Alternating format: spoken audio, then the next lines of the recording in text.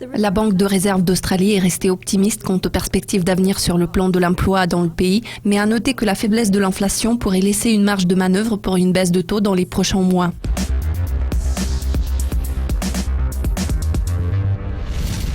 La Banque centrale s'est montrée un peu plus accommodante lors de la réunion de mars et les avis des économistes sont partagés au sujet de la prochaine décision de la RBA.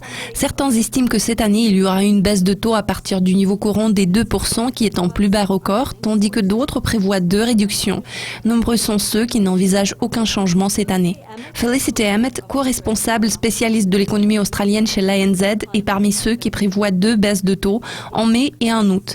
La banque restera mal à l'aise par rapport à un taux de chômage proche de 6%, ainsi qu'à l'égard de l'inflation au bas de la fourchette cible, a-t-elle déclaré.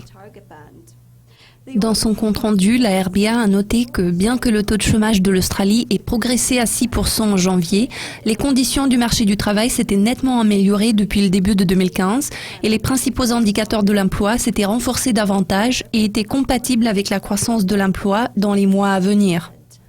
Le compte-rendu n'est pas parvenu à stimuler le dollar australien et la monnaie a glissé de 0,5% contre le dollar pour s'établir à 74,90.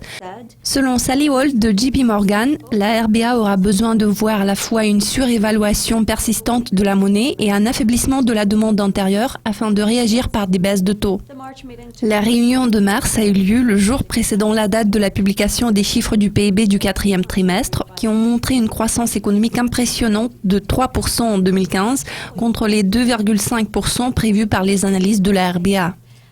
Cependant, dans la période à venir, de nouvelles informations permettraient au Conseil de déterminer si l'amélioration récente des conditions sur le marché du travail se poursuivrait et si les récentes turbulences sur les marchés financiers entraîneraient un affaiblissement de la demande mondiale et antérieure.